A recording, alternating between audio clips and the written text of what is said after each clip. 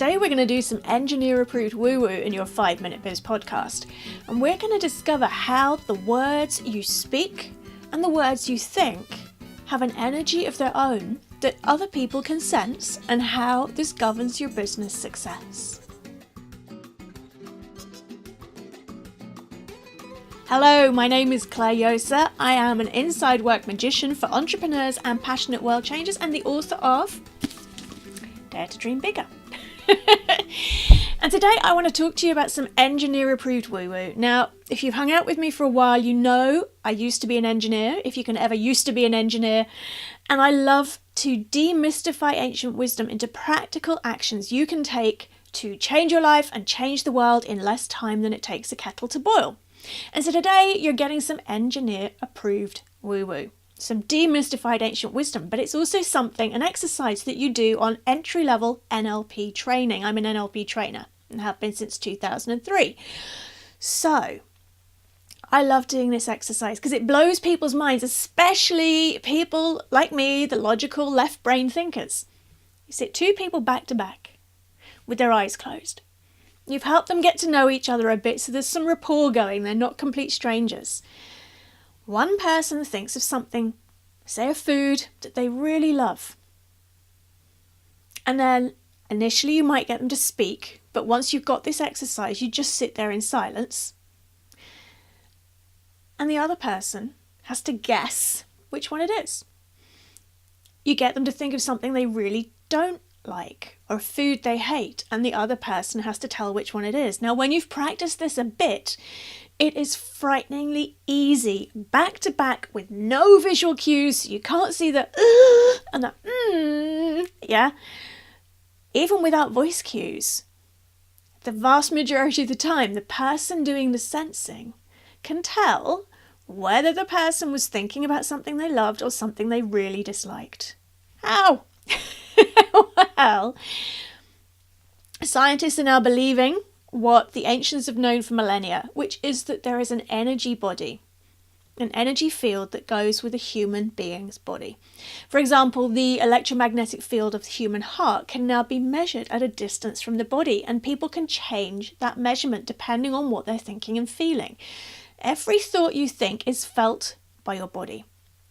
The cells in your body react to the thoughts you think. If you think a stress thought, your body obediently fires off the cortisol, the adrenaline, and everything else it needs to get you into fight or flight. If you think a calming thought, it fires off the relaxation hormones. So here's the thing. The thoughts you think have an energy of their own. They have an intention behind them.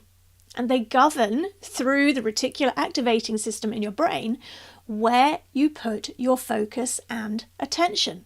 So if your thoughts are stories of how you're not good enough and you're not going to make it and it won't work for me this time, that is what you'll spot evidence to support. The RAS, the reticular activating system, will say, hey, she or he wants to pay attention to that kind of thing. Great, I'll show more examples of that. So I want you to try something on for size. I want you to close your eyes for a moment. I'm going to assume that you're going to take responsibility for making sure that's a safe thing to do. If it's not, leave your eyes open. And say to yourself, think about something that you want to achieve that's maybe a bit of a stretch. And as you've got your eyes closed, notice where in your body you feel that. Just let the answer bubble up. Now say to yourself, I'm going to try to do that. And notice what happens in your body. And become aware of what happens in your mind. For most of us, I'm going to try gives us a sinking feeling. I'm going to try. I don't really want to do it. I'll put some effort in. If it works, great. If it doesn't, fine. I'm going to try to do that. It has a heaviness and a slowness. So the energy of that one phrase will dictate how much oomph you can put into the goal. When you say, I'm going to try to do that, there's always this implication that there's a strong chance that you won't. Try. Rather than, I will do it. I'm going to do this. So close your eyes. I'm going to do this. Think about your goal. I'm going to do this. Notice what shifts in your body. For most of us, it's a lifting, it's a lightness, it's a sense of excitement and relief. So the thoughts you think have an energy. They govern where you put your attention. They affect every cell in your body. They affect the filters in your brain that control the evidence that you see as to whether or not you're succeeding. So can you see how easily they become a box within which we confine ourselves? I mean, the I try is just the beginning. There are so many other examples of this we can play with. The thing is, most of us think without thinking. Most of us have no idea what the soundtrack in the background actually is. And if we sit still to do something like meditate, most of us are pretty shocked by what's going on in there and the speed it's going at and the kind of stories we're telling ourselves and the embellishments and the analysis and the what ifs and the rehearsing and the rerunning.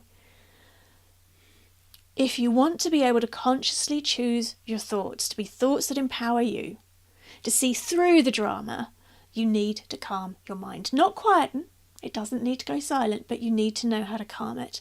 One of the best ways is meditation. If you haven't joined us yet, get your ticket, clairejosa.com/how to meditate. It's a 5-day program, a 10-minute meditation, some simple tips on how to get meditating, experience for yourself how it can calm your mind.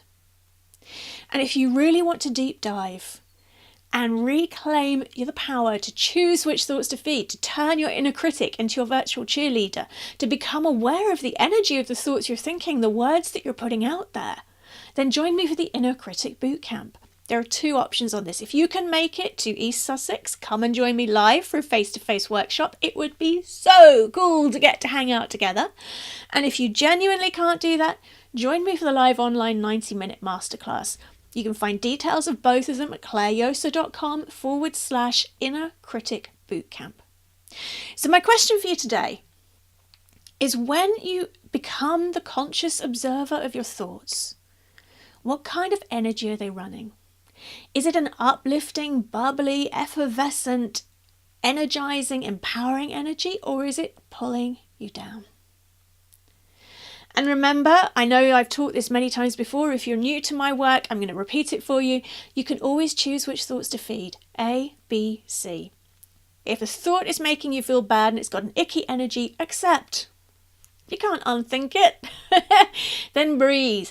A deep belly breath, breathing out into the earth with a sigh.